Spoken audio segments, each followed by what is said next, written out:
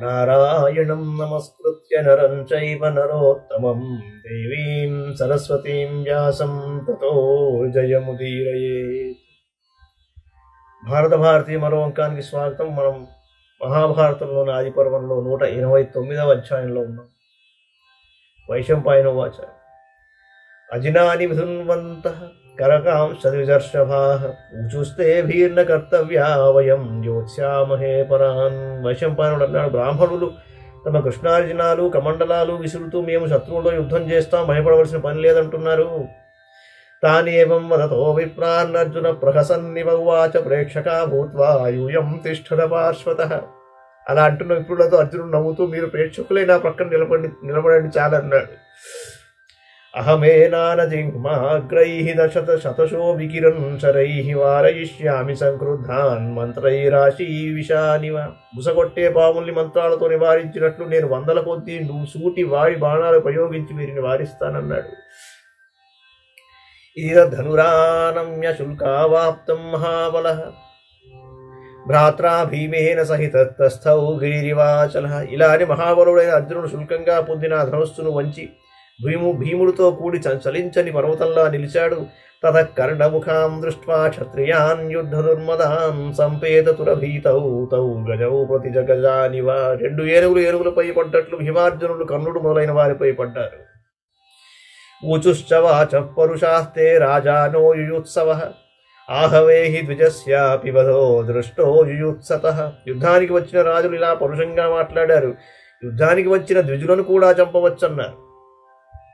ఇచ్చేవ ముక్త్వా రాజానః సహసా దుద్రువుర్ద్విజాం తతః కర్ణో మహాతేజాః జిష్ణుం ప్రతిజయౌరణే. ఇలా అని రాజులంతా బ్రాహ్మణులను పారద్రోలారు. అంతలో మహాతేజస్వి కర్ణుడు అర్జునుడితో యుద్ధానికి వెళ్ళాడు. యుద్ధార్థైవాసితా హేతోః గజ ప్రతిగజం యథా భీమసేనం జయౌ శల్యః భద్రాణామీశ్వరో బలి. ఆడ ఏనుగు కారణంగా ఒక ఏనుగు మరో ఏనుగుతో పోరాడినట్లు యుద్ధార్థి అయిన మద్రరాజు శల్యుడు భీముని ఎదిరించాడు. దుర్యోధనాదయ సర్వే బ్రాహ్మణైః సహ సంగతాః బుధపూర్వమయత్నేన ప్రత్యయుద్ధం సదాహవే. ఆ యుద్ధంలో దుర్యోధనాదులంతా బ్రాహ్మణులతో అప్రయత్నంగా మృదువుగా యుద్ధం చేశారు. ఎక్కువ గొడవ పడకుండా మామూలుగా భయపెడితే వెళ్ళిపోతారు వాళ్ళన్నట్లుగా. తతోర్జున ప్రత్యవిధ్యత్ ఆపదంతం శితైః శరైః కర్ణం వైకర్తనం శ్రీమాన్ వికృష్య బలవద్ధను. అర్జునుడు ధనుస్సును బాగా లాగి వంచి మీద పడుతున్న కర్ణుని వాడి బాణాలతో కొట్టాడు. తేషాం శరాణాం వేగేన శితానాం తిగ్మతేజసాం విముహ్యమానో రాధేయః యత్నాత్తమనుధావతి. తీక్ష్ణమైన తేజస్సు గల బాణాల వేగంతో ఒడవు తెలియక కర్ణుడు అతి కష్టం మీద అర్జునుని ఎదురిస్తున్నాడు.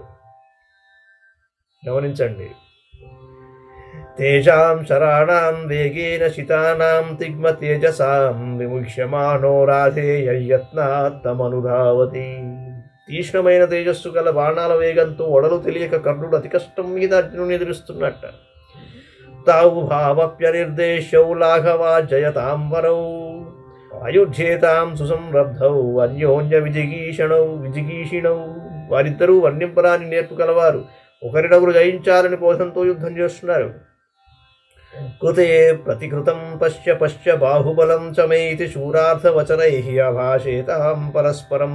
నీ బాణానికి సమాధానం చూసావా, నా బాహుబలం ఎంతటితో చూడు అంటూ వీరోక్తులు పలుకుతూ వారు యుద్ధం చేస్తున్నట్ట. తతోర్జునస్య భుజయోః వీర్యమప్రతిమం భువి జ్ఞాత్వా వైకర్తనః కర్ణః సంరబ్ధః సమయోధయత్. అర్జునుని భుజ పరాక్రమం ఈ భూమి మీద సాటి లేనిదని గ్రహించి కర్ణుడు కోపంతో యుద్ధం చేశాడు. అర్జునేన ప్రయుక్తాంస్తాన్ బాణాన్ వేగవతస్తథా ప్రతిహత్య ననాదోచ్చైః సైన్యాని తదపూజయన్. అర్జునుడు ప్రయోగించిన వేగవంతములైన బాణాలను కర్ణుడు ఖండించి బిగ్గరగా అరిచాడు. దానిని సైనికులు ప్రశంసించారు. కర్ణోవాచ తుష్యామి తే విప్రముఖ్య భుజ వీర్యస్య సంయుగే అభిషాదస్య చైవాస్య శస్త్రాస్త్ర విజయస్య చ. ఓ విప్రోత్తమా అన్నాడు కర్ణుడు, యుద్ధంలో నీ భుజ పరాక్రమానికి సంతోషిస్తున్నాను. దుఃఖం చెందకుండా శస్త్రాస్త్రాలతో విజయం పొందుతున్నందుకు కూడా సంతోషిస్తున్నాను. కిం త్వం సాక్షాత్ ధనుర్వేద రామో వా విప్రసత్తమ అథ సాక్షాద్ హరిహయ సాక్షాద్వా విష్ణురచ్యుత. ఓ విప్రోత్తమా, నీవు సాక్షాత్తు ధనుర్వేత్తవేత్త అయిన పరశురాముడివా, లేక ఇంద్రుడవా, లేదా సాక్షాత్తు ఉపేంద్రుడివా? ఆత్మప్రక్షాదనార్థం వై బాహువీర్యముపాశ్రిత విప్రరూపం విధాయేదం మన్యే మాం ప్రతియుధ్యసే. నిన్ను కప్పిపుచ్చుకొనటానికి విప్రరూపం ధరించి బాహుపరాక్రమంతో నాతో ప్రతియుద్ధం చేస్తావనుకుంటున్నాను. నహి మామాహవే క్రుద్ధం అన్య సాక్షాత్ శచీపతే పుమాన్ యోధయితుం శక్త పాండవాద్వా కిరీటినః. కోపించిన నన్ను యుద్ధంలో ఎదిరించాలంటే సాక్షాత్ ఇంద్రుడైనా కావాలి, లేదా అర్జునుడైనా కావాలి, అంతేకాని మరొకరికి సాధ్యం కాదన్నాడు కర్ణుడు. తమేవం వాదినం తత్ర ఫాల్గుణ ప్రత్యభాషత నాస్మి కర్ణ ధనుర్వేదర్నాస్మి రామ ప్రతాపవాన్. ఇలా అంటున్న కర్ణుడితో అర్జునుడు అన్నాడు, కర్ణ, ధనుర్వేత్త ప్రతాపవంతుడు అయిన పరశురాముని కాను. బ్రాహ్మణోస్మి యుధాం శ్రేష్ఠ సర్వశస్త్రభృతాం వరః బ్రాహ్మే పౌరందరే శాస్త్రే నిష్ఠితో గురుశాసనాత్ స్థితోస్మ్యద్య రణే జేతుం త్వాం వై వీర స్థిరో భవ.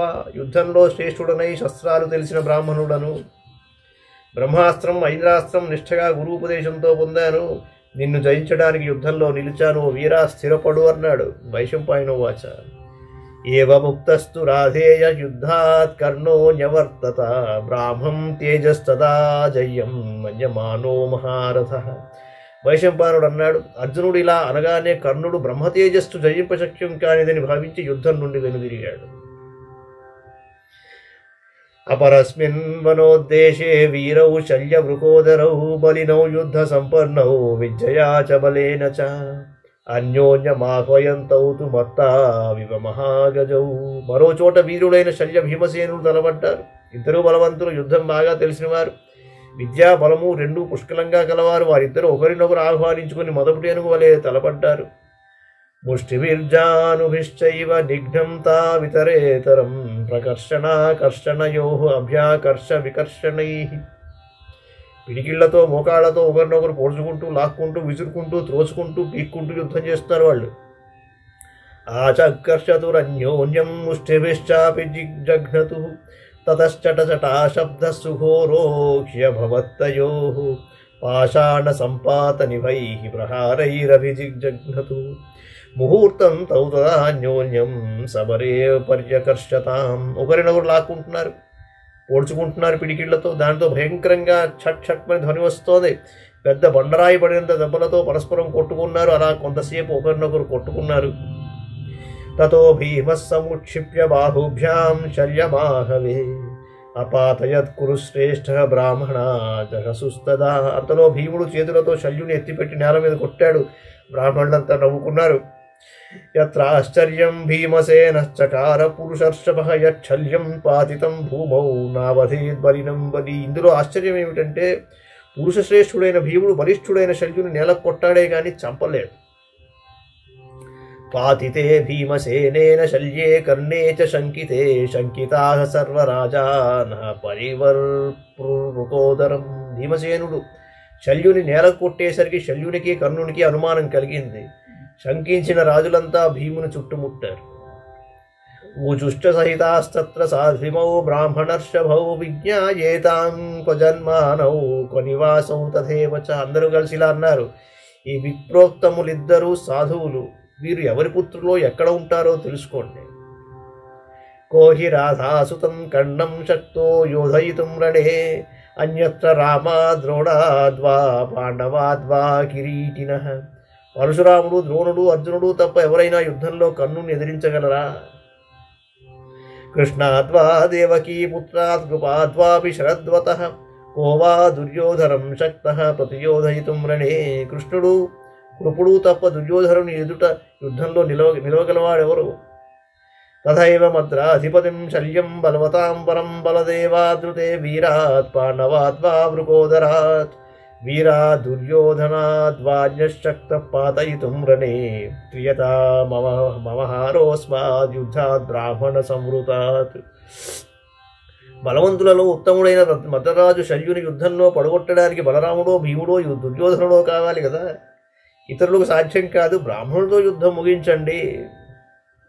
బ్రాహ్మణా హి సదా రక్ష్యాః సాపరాధాపి నిత్యదా అథైనానుపలభ్యేహ పునర్వ్యోత్స్యామహృష్టవతు. అపరాధం చేసిన బ్రాహ్మణులు నిత్యము రక్షింపదగిన వారు.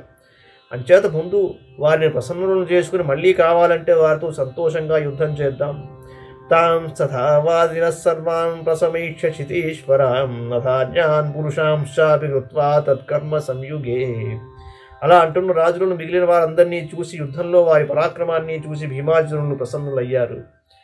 వైశంపాయనువాచ తత్కర్మ భీమశ్చ సమీక్ష కృష్ణః కుంతీసుతౌ తౌ పరిశంకమానః నివారయామాస మహీపతింస్తాం ధర్మేణ లబ్ధే చనునీయ సర్వాం. వైశంపాయనుడు అన్నాడు, భీముని అద్భుత కృత్యం చూసి వారిద్దరినీ కుంతీసుతులని ఊహిస్తున్న కృష్ణుడు ఆ రాజును ధర్మపూర్వకంగా లభించింది ఆమె అని అనునయించి యుద్ధం నివారించాడు శ్రీకృష్ణుడు. ఏవం తే వినివృత్తాసు యుద్ధ విశారదాః యథా వా సంయయుః సర్వే విస్మితా రాజసత్తమాః. ఇలా నివారింపబడిన యుద్ధ విశారదులైన రాజు ఆశ్చర్యంతో తమ తమ వివాసాలకు వెళ్ళిపోయారు. ఇలా నివారింపబడిన యుద్ధ విశారదులైన రాజులందరూ ఆశ్చర్యంతో తమ తమ నివాసాలకు వెళ్ళారంటే వృత్తో బ్రహ్మోత్తరో రంగః పాంచాలీ బ్రాహ్మణైర్వృత ఇది బ్రువంతః ప్రయయుస్తియే తత్రాసన్ సమాగతాః. బ్రహ్మోత్తరంగా రంగం సమాప్తమైంది, ద్రౌపది బ్రాహ్మణుల చేత వరింపబడింది అని అక్కడికి వచ్చిన వారంతా చెప్పుకుంటూ వెళ్ళారు. బ్రాహ్మణైస్తు ప్రతిచ్ఛన్నౌ రౌరవాజినవాసిభిః కృక్షేణ జగ్మతుస్తౌ తు భీమసేన ధనంజయౌ. రౌరవాజినాలు దాల్చిన బ్రాహ్మణులతో పరివేష్టింపబడి భీమార్జునులు ఇరువురు కష్టం మీద వెళ్ళారు. విముక్తౌ జనసంబాధ శత్రుభిః పరివీక్షితౌ కృష్ణాయారుగతౌ తత్ర రువీరౌ తౌ విరేజతుః. జనసమ్మర్ధం నుండి విముక్తులై శత్రువులు చూస్తూ ఉండగా భీమార్జునులు ఇరువురు ద్రౌపదిని వెంట తీసుకుని వెళ్ళారు. పౌర్ణమాస్యాం ఘనైర్ముక్తౌ చంద్ర సూర్య విబోధితౌ తేషాం మాతా బహువిధం వినాశం పర్యచింతయత్. అనాగచ్చత్సు పుత్రేషు భైక్షకాలేऽభిగచ్చతి ధార్తరాష్ట్రైర్హతా న స్యుః విజ్ఞాయ కురు పుంగవాః మాయాన్వితైర్వా రక్షోభిః సుఘోరైర్దృఢవైరిభిః విపరీతం మతం జాతం వ్యాసస్యాపి మహాత్మనః. అప్పుడు వారిద్దరూ పూర్ణిమ నాడు మేఘాల నుండి విడవడి ఉదయించిన చంద్రసూర్యుల్లా శోభించారు. కాని వారి తల్లి భిక్షాకాలమైనా పుత్రుడు రాకపోయేసరికి కీడును శంకిస్తూ పరిపరి విధాల చింతించింది.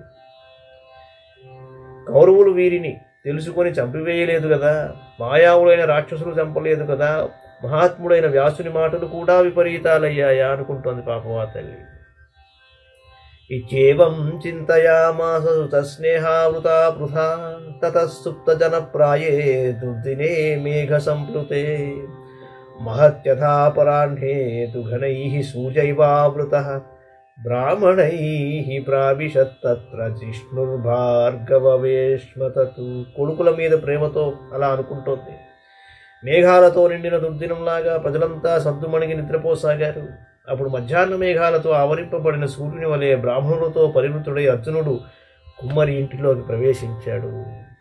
ఇది శ్రీ మహాభారతే ఆది పర్వణి స్వయంవర పర్వణి పాండవ ప్రత్యాగమనే 19+శతమోధ్యాయః. మంగళం భగవాన్ విష్ణుః మంగళం గరుడధ్వజః మంగళం పుండరీకాక్షో మంగళాయతనో హరి. సర్వం శ్రీకృష్ణార్పణమస్తు.